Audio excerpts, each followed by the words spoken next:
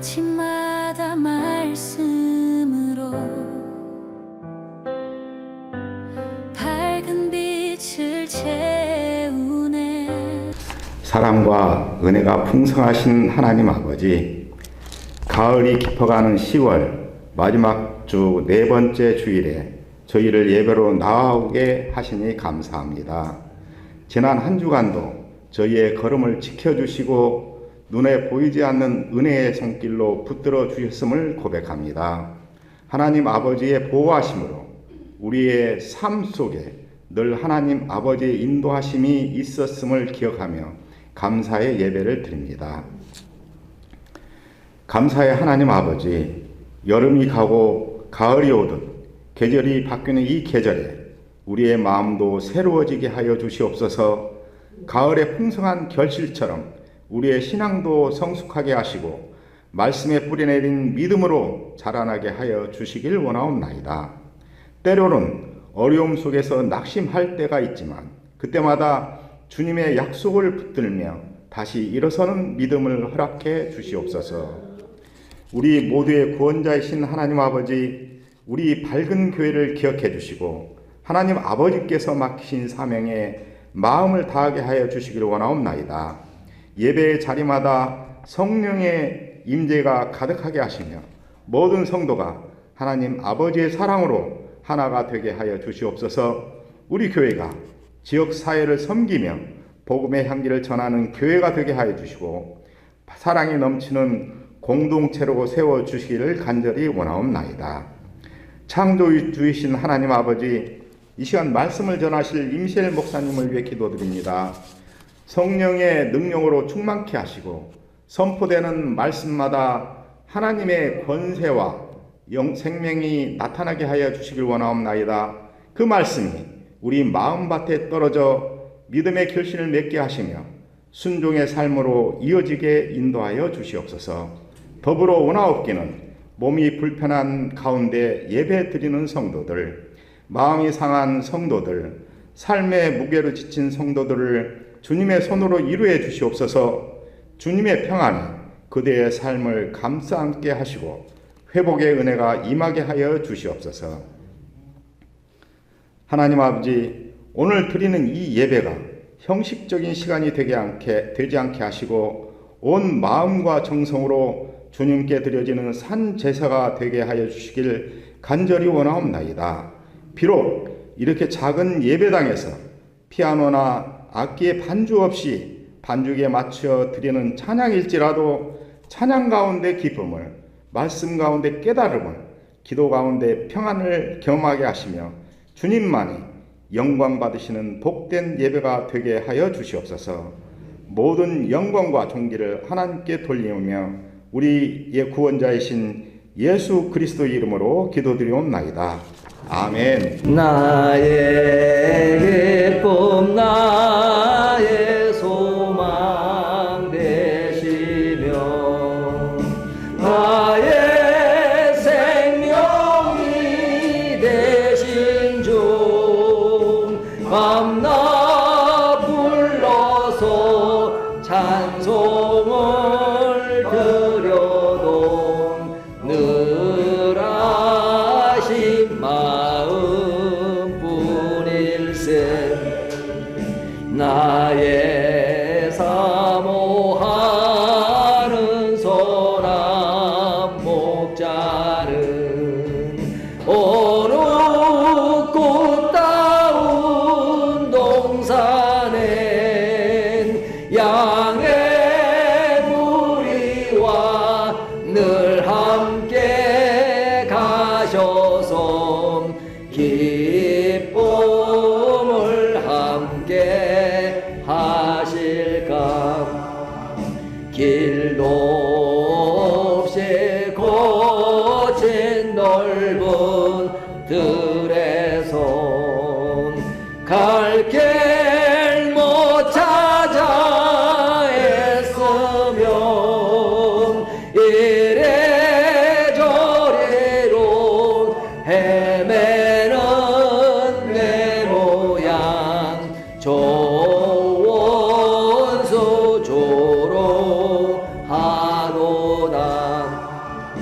주의 자비롭고 화평한 얼굴 모든 천사도 반기며 주의 놀라운 진리의 말씀엔 존재가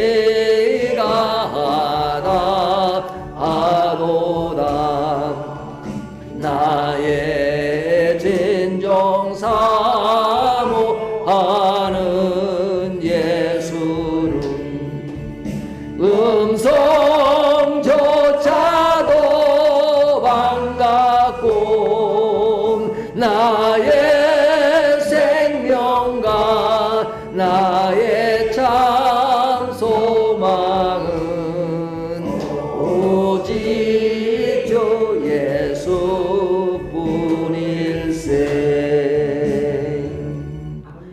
아멘. 또 이렇게 얼굴 보니까 너무너무 좋습니다. 이 좋은 월 어떻게 해야 되겠죠? 우리 옆에 분과 인사 한번 나누겠습니다.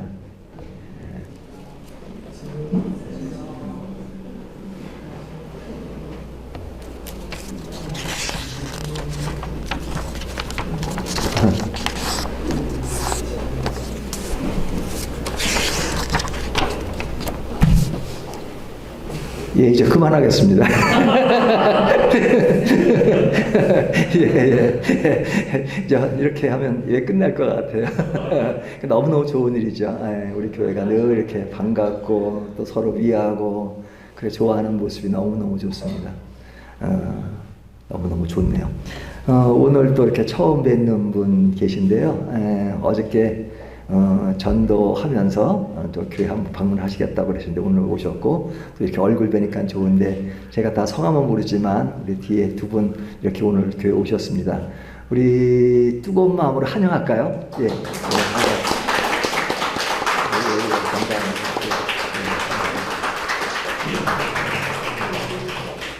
그냥 처음 오시면 되게 낯설고 그러신데 그래도 그냥 우리가 또 작은 또 식구들이고 그러니까 이렇게 그냥 부담 없이 또 편안하게 또 늘 이렇게 가까이 대하시면 좋겠습니다. 또 이렇게 주변 분들을 위해서도 늘 기도해 주시기 바랍니다. 매일 성경 11호, 12호로가 나왔습니다. 이미 구입하셨는데 아직 구입하지 못하신 분들은 몇 권 남아있으니까요. 구입하시고요. 10월 달이 이전 역대하가 끝나면 이제 11월, 12월부터는 에스라, 학개, 느헤미야, 유다서, 미가 묵상을 합니다. 이것이 이전 매일 성경이 6년 단위로 편집이 되었는데 올해가 이제 마지막 그 해입니다. 그리고 내년부터는 다시 이제 6년 해기로 새로 시작되는 해니까요.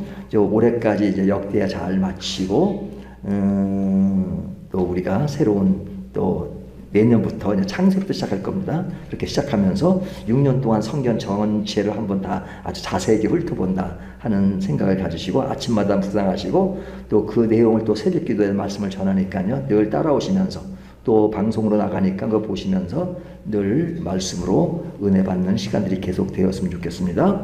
저희가 사실 매주 맥모닝 시간을 갖고 있는데요. 그러나 공식적으로는 한 달에 한 번 매월 마지막 주 금요일 날 새벽 기도 끝나고 맥모닝 데이를 갖고 있습니다.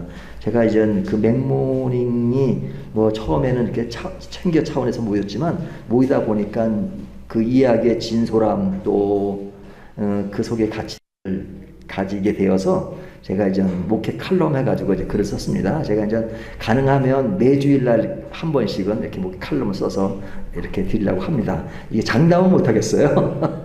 하지만 가능한 한 매주 동안 다른 내용들 우리 교회에서 느끼고 생활하는 것들을 이렇게 글로 매주 이렇게 A4 용지 지금 나눠드린 것처럼 앞뒤면으로 해서 매월 나눠드리려고 하니까요. 또 여러분들 좋은 또 글도 같이 써주시면 좋을 것 같습니다. 이번 달 그 맥모닝 때는 또 공식으로 모이니까요. 그때 모여서 정말 나눔의 가치가 있다는 걸 많이 느끼게 됩니다. 그래서 좀 시간 좀 내셔서 같이 교제 시간을 가지면 좋겠습니다. 이번 주 금요일입니다. 우리 교우분들을 위해서 늘 함께 기도해 주시면 감사하겠습니다. 기도하겠습니다. 하나님 아버지 감사합니다. 오늘도 이렇게 모여서 말씀을 생각하고 또 함께 기도하고 찬양하면서 우리의 만남이 얼마나 소중한 것인가를 느끼게 하시니 감사합니다. 그런 가운데 또 우리 또 새로운 성도님이 또 이렇게 만나게 해주시고 얼굴을 보고 함께 예배드리게 하시니 감사합니다. 성도님에게 함께 하셔서 주님을 주인으로 모시는 삶의 풍요로움과 가치를 더 맛보게 해주시고 늘 하나님의 사랑으로 가득 채워주십시오. 또한 우리의 예배 속에서 늘 저희가 얼마나 소중한 존재라는 것, 또 하나님이 우리를 얼마나 귀하게 여기신다는 것을 늘 생각하면서 우리의 인생의 가치와 신앙의 가치를 바로 알고 늘 소중한 인생을 아름답게 살아갈 수 있도록 해 주십시오. 늘 말씀으로 무장하게 하시고 말씀 속에서 우리의 삶의 방향을 정확히 알고 나아갈 수 있도록 해 주십시오. 주님의 은혜에 감사해서 주님께 물질을 드렸습니다. 우리가 물질을 드릴 때마다 늘 주님의 나라를 생각하게 하시고 주님의 나라가 이 땅에 실현되는 것을 최고의 소망으로 알 수 있도록 해 주십시오. 예수님의 이름으로 기도합니다. 아멘. 말씀 봅니다. 창세기 22장 1절에서 14절 말씀입니다. 창세기 강의 67번째 시간입니다. 창세기 22장 1절에서 14절 말씀 교독하도록 하겠습니다. 그 일 후에 하나님이 아브라함을 시험하시려고 그를 부르시되 아브라함아 하시니 그가 이르되 내가 여기 있나이다. 여호와께서 이르시되 내 아들 내 사랑하는 독자 이삭을 데리고 모리아 땅으로 가서 내가 내게 일러준 한 산 거기서 그를 번제로 드리라. 아브라함이 아침에 일찍 일어나 나귀의 안장을 지우고 두 종과 그의 아들 이삭을 데리고 번제에 쓸 나무를 쪼개어 가지고 떠나 하나님이 자기에게 일러주신 곳으로 가더니 제3일에 아브라함이 눈을 들어 그곳을 멀리 바라보니라. 이에 아브라함이 종들에게 이르되 너희는 나귀와 함께 여기서 기다리라. 내가 아이와 함께 저기 가서 예배하고 우리가 너희에게로 돌아오리라 하고 아브라함이 이에 번제의 나무를 가져다가 그의 아들 이삭에게 지우고 자기는 불과 칼을 손에 들고 두 사람이 동행하더니 이삭이 그 아버지 아브라함에게 말하여 이르되 내 아버지여 하니 그가 이르되 내 아들아 내가 여기 있노라. 이삭이 이르되 불과 나무는 있거니와 번제할 어린 양은 어디 있나이까.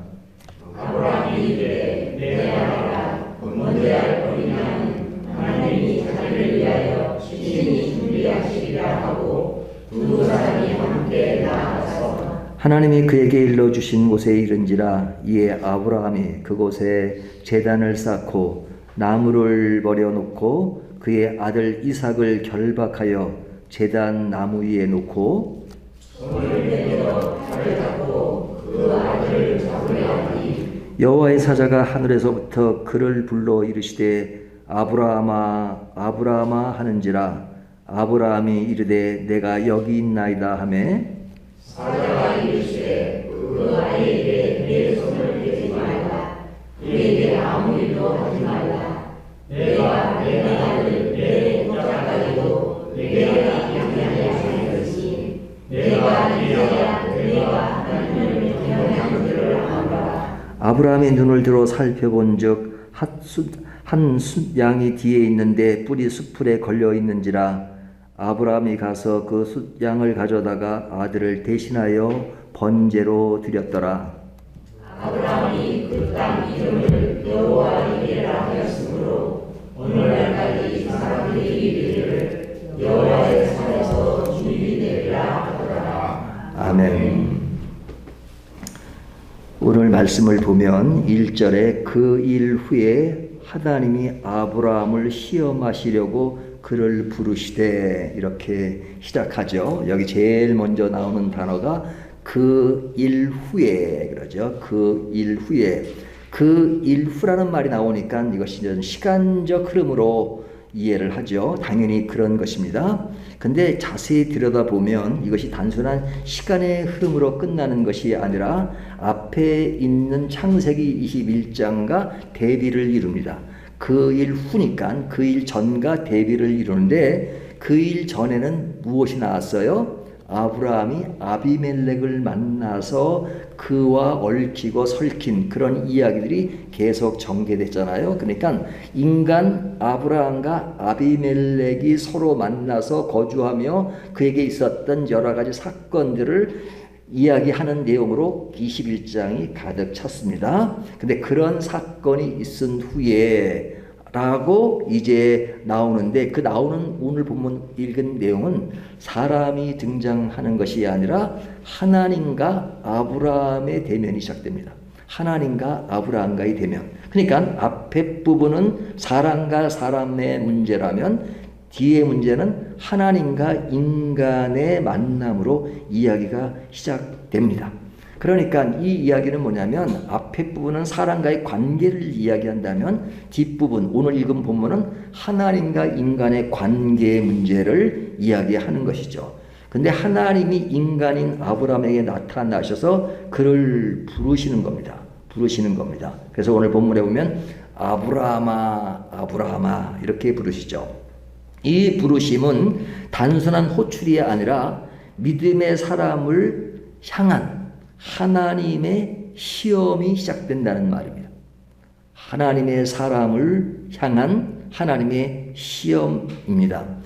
자, 이 부분은 믿지 않는 이방인들이나 사람들에게 하나님을 부르시는 게 아니라 이미 믿음 안에 거하고 우리가 믿음의 조상이라고 하는 아브라함에게 하나님은 그를 부르시는 겁니다. 그를 부르신다는 것은 이제 처음으로 이제 나를 따르고 나를 믿는 자가 되라는 그 이야기가 아니라 이미 어느 정도 신앙 안에 있는 사람에게 너는 지금까지 계속 신앙의 길을 걷고 있어. 근데 그 흐름에 있는 그에게 아브라함아 아브라함아 부르는 것은 나에게 돌아오라는 말씀이 아니라 내가 지금까지는 신앙생활을 잘하고 있지만 너의 신앙생활이 어떤 것인가 하는 것을 지금 점검하고 싶은 것입니다. 그래서 오늘 본문에 보면 그 일 후에 하나님이 아브라함을 시험하시려고 이 시험이라는 단어를 쓰고 있잖아요. 그러니까 그의 신앙이 하나님 앞에서 진실한지를 알고 싶은 것입니다. 인간 앞에서 이루어지는 어떤 성공이나 또 사람들에게 인정받는 어떤 그런 관계의 문맥이 아니라 하나님 앞에서 경외와 순종하는 믿음의 사람으로서 가는 길을 점검하기 위해서 하나님이 그를 부르신 것입니다. 그렇다면 이 부름은 당시에 아브라함에게만 부르는 것이 아니라 오늘 우리들에게도 부르시죠. 우리는 이미 신앙생활을 하고 있는 우리들에게 하나님은 아브라함아 그렇게 부르시는 게 아니라 우리 이름을 기억하시면서 부르시겠죠. 세이라 세이라. 그렇게 부르실 때는 이제부터 나를 잘 믿을 거야가 아니라 믿고 있는데 네가 믿는 믿음의 여정 속에 나의 신앙을 잘 따라가며 믿고 있는가 이런 것들을 확인하고 싶으신 겁니다.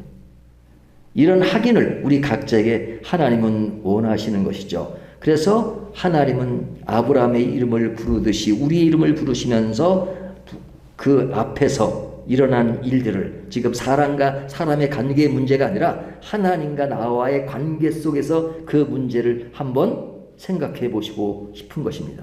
자, 이렇게 하나님이 부르실 때 아브라함은 어떻게 반응하느냐? 여기 반응을 보면요. 1절을 보면 그 이후에 하나님이 아브라함을 시험하시려고 그를 부르시되 아브라함아 하시니 그가 이르되 자, 아브라함의 대답이죠. 내가 여기 있나이다. 내가 여기 있나이다. 그러죠. 자, 이 내가 여기 있나이다라는 말을 또 합니다. 11절을 보면요.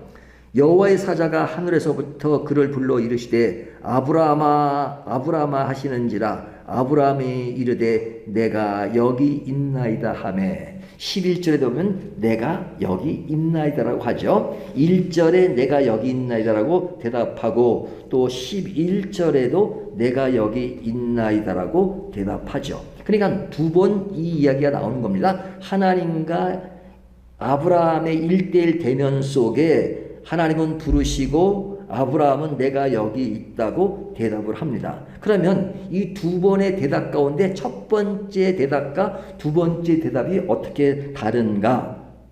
차이점이 있습니다. 그 차이점이 뭐냐면 첫 번째 대답은 하나님이 부르실 때 왜 부르시는지를 모르고 대답하는 거예요.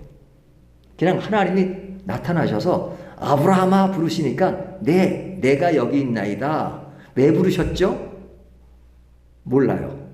하나님은 아시죠. 하나님은 다 이유가 있어서 부르시지만 아브라함 인간은 모릅니다. 하지만 하나님이 부르시니까 내가 여기 있나이다라고 대답하는 겁니다. 내가 여기 있나이다라고 대답하는 것은 하나님의 말씀에 대하여 내가 순종할 준비를 하고 있습니다. 라는 그런 의미가 담겨 있습니다. 그러니까 이 이야기는 굉장히 중요한 의미를 담고 있습니다. 하나님이 부르실 때 나는 언제나 내가 여기 있습니다라고 대답하는 것. 그것이 중요합니다. 근데 그 대답을 할 때 하나님이 무엇을 말씀하려고 하시는지, 무슨 이유로 말씀하시는지는 전혀 모르는 겁니다. 우리가 하나님의 말씀을 들을 때 딱 들어봐서 들을만 하면 듣고 듣지 말아야 될 것은 살짝 피하는 그런 태도가 아니라 하나님이 말씀하시면 무조건 듣는 겁니다. 무조건 듣는 겁니다.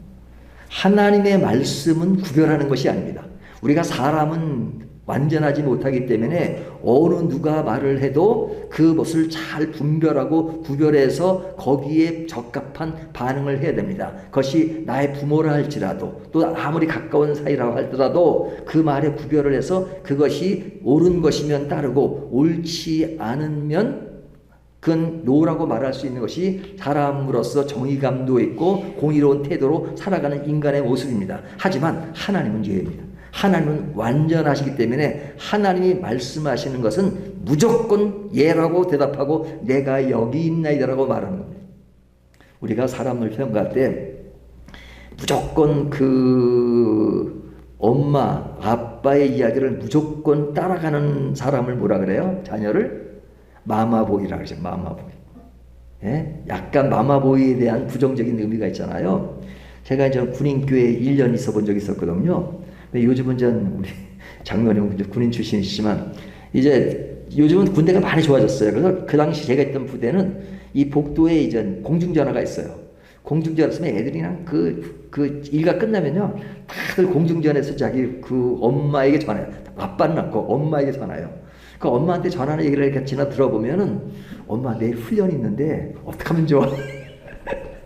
그러니까 그거 보면은 요즘 애들은 전쟁 나면 군대 전쟁할 수 있을까라는 그런 아주 그거 다 하겠지만 그런 생각이 들 정도로 그렇게 이제 의존도가 강해요. 옛날 저희 때보다는 의존도가 강합니다. 근데 이제 마마보이라는 얘기도 나오고 또 사람도 그냥 누구 말에 그냥 끌려만 다니면 줏대 없다 말하잖아요.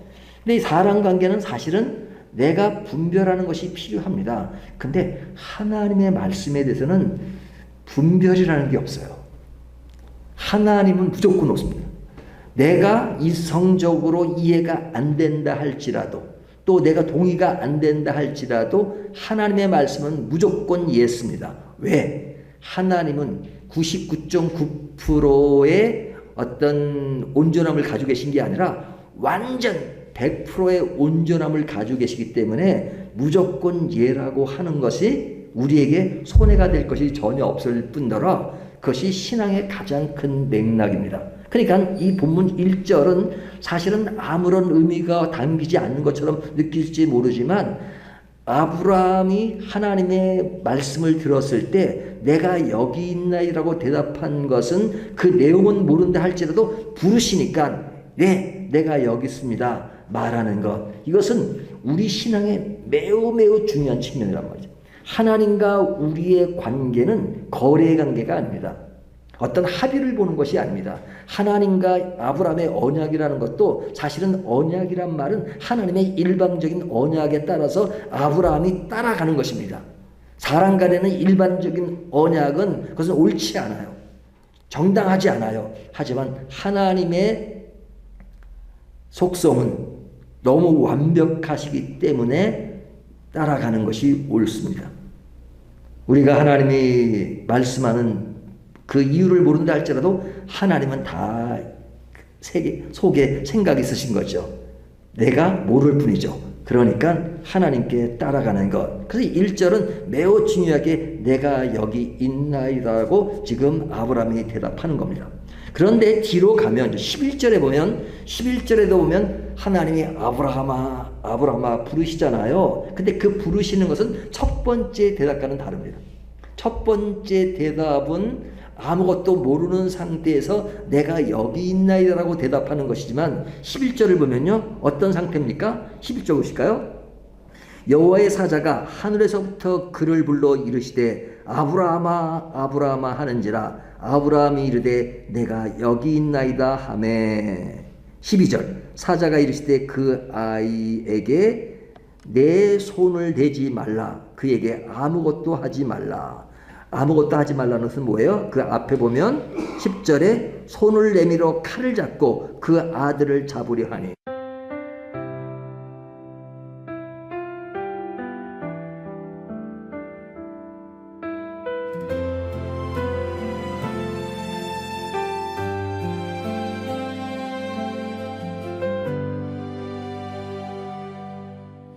아침마다 말씀으로 밝은 빛을 채우네. 기도 속에 주님 계시고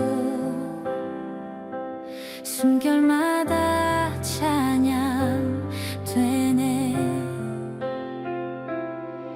밝은 교회 그 이름처럼